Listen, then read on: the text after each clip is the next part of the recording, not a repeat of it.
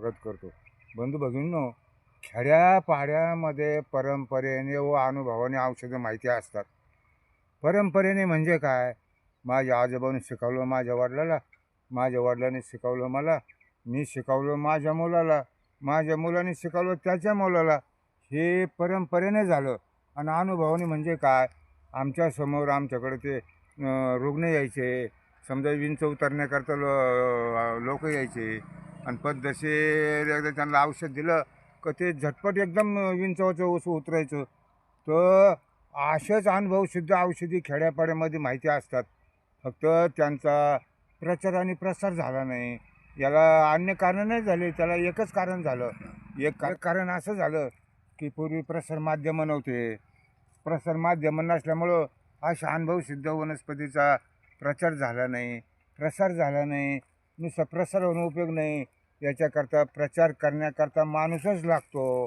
काय आता तशी विज्ञान युगामध्ये आता तशी संधी चालून आलेली आहे. काय तर आज मी तुम्हाला जे अनुभव सिद्ध वनस्पती दाखवणार आहे ना, ते वनस्पतीचं नाव म्हणजे रुद्रावंती. काय आता मी तुम्हाला रुद्रावंती दाखवणारच आहे. आणि हे रुद्रावंतीचे हे स्थानिक लोकांचे कसे अनुभव येतं आता यांच्या तोंडूनच तुम्ही ऐका. आता तुम्ही रुद्रावंतीबद्दल तुम्हाला जे माहिती आहे ना ते सांगा. रुद्रावंती उष्णताला हा पावडर करून त्याच्या हा याच्यावर नाही सांगतो. रुद्रावंती वाळवतात, वाळवतो सावलीत. तिला सावलीत वाळवायचं, तिला हा. सुकवल्यानंतर ती तिच्या काड्या पावडर काढून तयार टाकायच्या. करायची. काड्या काढून हा, टाकल्यानंतर दुधात मग ती कुटायची नंतर त्याचं पेस्ट बारीक दुधामध्ये करायचं घालून प्यायची. आणि ते दुधामध्ये दररोज सकाळी 2 चमचे 1 चमचा काय प्रमाण असेल त्या प्रमाणात घ्यायचं. हा हा हा असं त्याचं ते प्रमाण असतं. त्याच्यामुळं अंगावर त्वचावर काय असेल खरूसारखा आजार तो खाज येते, त्या शरीर त्वचा रोग त्यानं नष्ट होतो. शरीरात झालेली उष्णता असते ती उष्णता बी नाहीशी होते. याच्याकरता ते एक चांगलं आयुर्वेदिक औषध आहे. हो. रुद्रावंती. आता हे असे स्थानिक लोकांचे अनुभव येतो. आणि माणूस काय म्हणतो हातच्या कांकणाला असं का आरसा कशाला. तर हे लोक जोपर्यंत जिवंत आहेत तोपर्यंतच आपल्याला हे माहिती होणार. हे असे जुने लोक एकदा गेले की नंतर आपल्याला काय माहिती नाही राहणार. फक्त आपण पुस्तकातच वाचवणार. याच्या पलीकडे आपल्याला ओळख नसणार. आणि ओळख नाही म्हणजे सगळं पोल्ट झिरो झालं. नाव माहिती झालं, उपयोग माहिती झाले, पण ओळख नाही. ओळख नाही म्हणजे काही उपयोग नाही झाला इतकं ज्ञान जमा करून. तर आता मी तुम्हाला त्या वनस्पतीची ओळख म्हणजे काय तुमच्या समोरच ती रुद्रावंती दाखवणार आहे. आता हे बघा मित्र हो, घे ना झाड. हे बघा आता हे जे आपल्या समोर दिसते ना अशा टायमाला खाली करायचे एकदम एकदम खाली उठा दिसतात तो तुमचं. नाही नाही बारीक बरोबर सर. तुमचा हात दिसतो. चला. आपल्या समोर हे तुम्हाला जी दिसते ना, हं.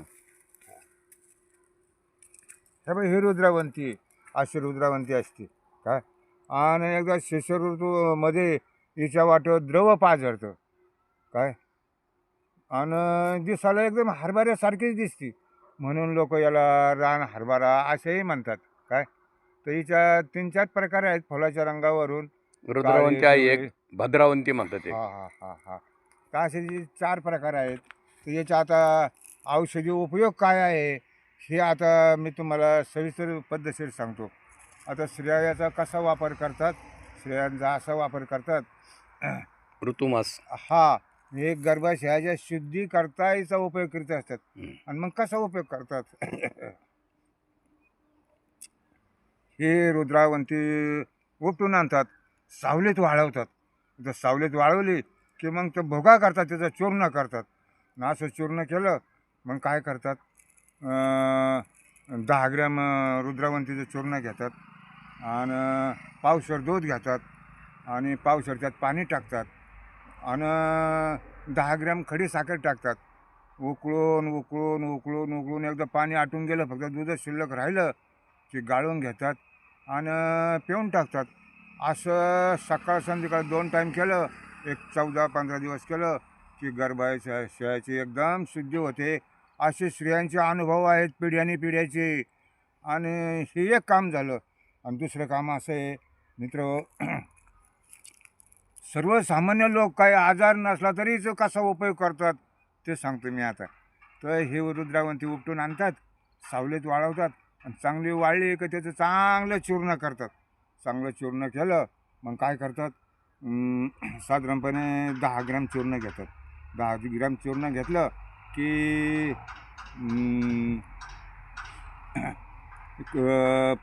पावशेर दूध घेतात. पावशेर दूध घेतलं की 5 ग्रॅम तूप घेतात.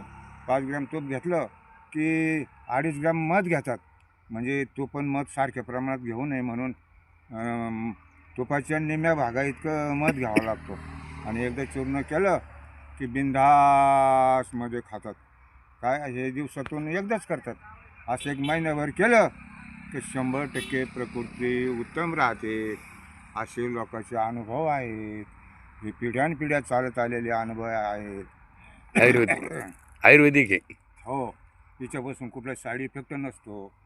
तर बंधू भगिनींनो, हे तुम्हाला जर व्हिडिओ आवडला तर लाईक द्या, सबस्क्राईब करा, घंटी दाबा, म्हणजे आम्हाला पुन्हा दुसरं व्हिडिओ दाखवायला प्रोत्साहन मिळते.